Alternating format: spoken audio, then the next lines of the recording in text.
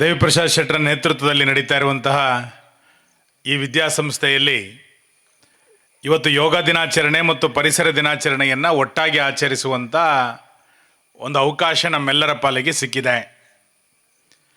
ಅಂತಾರಾಷ್ಟ್ರೀಯ ಯೋಗ ದಿನವಾಗಿ ಜಗತ್ತು ಯೋಗವನ್ನು ಇವತ್ತು ಆಚರಣೆ ಮಾಡ್ತಾ ಇರೋದನ್ನು ನಾವೆಲ್ಲರೂ ಕೂಡ ನೋಡ್ತಾ ಇದ್ದೇವೆ. ಯೋಗ ಭಾರತೀಯ ಜೀವನ ಪದ್ಧತಿಯ ಒಂದು ಭಾಗ. ಯೋಗದಿಂದ ಆರೋಗ್ಯಕ್ಕೆ ಒಳ್ಳೆಯದು, ಮನಸ್ಸಿಗೆ ಒಳ್ಳೆಯದು ಅನ್ನುವಂಥದ್ದನ್ನು ಬರೀ ಕೇಳಿ ತಿಳ್ಕೊಂಡಿರೋದಲ್ಲ, ಯೋಗವನ್ನು ಮಾಡೋದ್ರ ಮುಖಾಂತರ ನಮ್ಮೆಲ್ಲರ ಜೀವನದಲ್ಲಿ ಅದು ಬಂದಿದೆ. ಒಂದು ರೀತಿ ನಮ್ಮ ಭಾರತೀಯರಲ್ಲಿ ಅದು ಜೀವನ ಪದ್ಧತಿಯಾಗಿಯೂ ಕೂಡ ಬೆಳ್ಕೊಂಡು ಬಂದಿರೋದನ್ನು ನಾವು ಕಾಣ್ತಾ ಇದ್ದೇವೆ. ಇತ್ತೀಚೆಗೆ ಆಧುನಿಕತೆಗಳು, ತಂತ್ರಜ್ಞಾನಗಳ ಸ್ಪರ್ಶಗಳು ಜಾಸ್ತಿ ಆಗ್ತಾ ಹೋದ ಹಾಗೆ ಯೋಗದ ಜೀವನ ಪದ್ಧತಿ ನಮಗೆ ನಿಧಾನವಾಗಿ ದೂರ ಆಗಿರ್ಬೋದು. ಆದರೆ ಯೋಗವನ್ನು ಬಿಟ್ಟು ಭಾರತೀಯರು ಬದುಕಲಿಕ್ಕೆ ಸಾಧ್ಯ ಇಲ್ಲ ಅನ್ನುವಂಥದ್ದು ಬೇರೆ ಬೇರೆ ಸಂದರ್ಭಗಳಲ್ಲಿ ಸಾಬೀತಾಗಿದೆ. ವಿದ್ಯಾರ್ಥಿಗಳು ನಾವು ಅರ್ಥ ಮಾಡ್ಕೊಳ್ಬೇಕಾದ್ರೆ ಏನು ಅಂತ ಕೇಳಿದರೆ, ನಮ್ಮ ಪೂರ್ವಜರು, ನಮ್ಮ ಹಿರಿಯರು ಭಾರತದ 3 ಸಂಗತಿಗಳನ್ನು ಜಗತ್ತಿನಾದ್ಯಂತ ಹೇಳ್ತಾ ಬಂದರು. ಜಗತ್ತು ಅದನ್ನು ಒಪ್ಕೊಳ್ಳಿಕ್ಕೆ ಪ್ರಾರಂಭ ಮಾಡಿತು.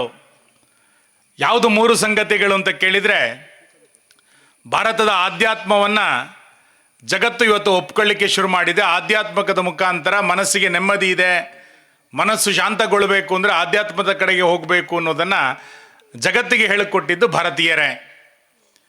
ಭಾರತದ ಆಯುರ್ವೇದ ಯಾವುದೇ ಸೈಡ್ ಎಫೆಕ್ಟ್ ಇಲ್ಲದೆ ಆಯುರ್ವೇದವನ್ನು ಬಳಸಿದರೆ ಆರೋಗ್ಯವಂತರಾಗಿರ್ಬೋದು ಅನ್ನೋದನ್ನು, ಆಯುರ್ವೇದ ಅನ್ನುವಂಥ ಪರಿಕಲ್ಪನೆಯನ್ನು ಜಗತ್ತಿಗೆ ಕೊಟ್ಟಿದ್ದು ಭಾರತ. ಜಗತ್ತು ಇವತ್ತು ಆಯುರ್ವೇದವನ್ನು ಒಪ್ಕೊಳ್ಳಿಕ್ಕೆ ಪ್ರಾರಂಭ ಮಾಡಿದೆ.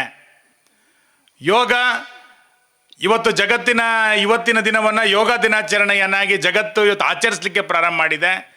ಯೋಗದ ಮುಖಾಂತರ ಆರೋಗ್ಯಕ್ಕೆ ಒಳ್ಳೆಯದು, ಮನಸ್ಸಿಗೆ ಶಾಂತಿ ಸಿಗುತ್ತೆ. ಒಬ್ಬ ವ್ಯಕ್ತಿ ಅತ್ಯಂತ ಸಕ್ರಿಯತೆಯಿಂದ ಇರಬೇಕು ಅಂತಂದಾಗ ಯೋಗದ ಮುಖಾಂತರ ಅನ್ನುವಂಥ ಸತ್ಯ ನಮಗೆಲ್ಲರೂ ಕೂಡ ಗೊತ್ತಾಗಿದೆ. ಈ ರೀತಿ 3 ಸಂಗತಿಗಳನ್ನು ಜಗತ್ತಿಗೆ ಹೇಳಿಕೊಡೋದ್ರ ಮುಖಾಂತರ ಜಗತ್ತನ್ನು ಗೆಲ್ಲುವಂಥ ಪ್ರಯತ್ನವನ್ನು ಭಾರತೀಯ ಹಿರಿಯರು ಅವತ್ತಿನಿಂದ ಮಾಡ್ತಾ ಬಂದಿದ್ದಾರೆ. ಇವತ್ತದು ಮುಂದುವರಿತಾ ಬಂದಿದೆ. ನಾವು ವಿದ್ಯಾರ್ಥಿಗಳು ನಮಗೊಂದು ಮನಸ್ಸಿಗೆ ಏಕಾಗ್ರತೆ ಬೇಕು ಅಂತಂದಾಗ, ನಮ್ಮ ಮನಸ್ಸು ಉಲ್ಲಾಸಗೊಳ್ಳಬೇಕು ಅಂತಂದಾಗ, ದಿನದ 15-16 ಗಂಟೆ ಸಕ್ರಿಯತೆಯಿಂದ ಇರಬೇಕು ಅಂತಂದಾಗ, ರಾತ್ರಿ ಮಲಗಿದಾಗ ಒಳ್ಳೆಯ ನಿದ್ರೆ ಬರಬೇಕು ಅಂತಂದಾಗ ನಮ್ಮ ಯೋಗ ಇವತ್ತು ಅನಿವಾರ್ಯ ಅನ್ನುವಂಥದ್ದನ್ನು ನಾವೆಲ್ಲರೂ ಕೂಡ ಅರ್ಥ ಮಾಡ್ಕೊಳ್ಬೇಕಾಗಿದೆ. ಈ ಶಾಲೆ, ಈ ಪರಿಸರದಲ್ಲಿ ಪ್ರತಿನಿತ್ಯ ಯೋಗದ ಪರಿಕಲ್ಪನೆ, ಯೋಗದ ಅಭ್ಯಾಸ ಬೇರೆ ಯಾವುದೇ ಕಾಲೇಜಿನ ವಿದ್ಯಾರ್ಥಿಗಳಿಗೆ ಇದು ಲಭ್ಯ ಆಗಲಿಕ್ಕೆ ಸಾಧ್ಯ ಇಲ್ಲ. ಅಂಥ ಒಂದು ಒಳ್ಳೆಯ ಅವಕಾಶವನ್ನು ರಾಜೇಶ್ವರಿ ವಿದ್ಯಾಸಂಸ್ಥೆ ಆಡಳಿತ ಮಂಡಳಿ ಕೊಟ್ಟಿದೆ ಅಂತಂದರೆ ನೀವೆಲ್ಲರೂ ಕೂಡ ಪುಣ್ಯವಂತರು ಅಂತ ನಾನು ಅಂದ್ಕೊಳ್ತೇನೆ. ಇವತ್ತಿನ ವಿದ್ಯಾರ್ಥಿಗಳಿಗೆ ದೊರಕಬೇಕಾದಂಥ ಒಂದು ಪ್ರಾಥಮಿಕವಾದಂಥ ವ್ಯವಸ್ಥೆಯನ್ನು ಈ ವಿದ್ಯಾಸಂಸ್ಥೆ ಮಾಡಿದೆ. ಹಾಗಾಗಿ ನಾನು ಆಡಳಿತ ಮಂಡಳಿಗೆ ಅಭಿನಂದನೆಗಳನ್ನು ಇವತ್ತು ಸಲ್ಲಿಸ್ತೇನೆ. ಪರಿಸರದ ಕುರಿತಂತ ನಾನು ಹೆಚ್ಚು ಹೇಳುವಂಥ ಅಗತ್ಯ ಇಲ್ಲ.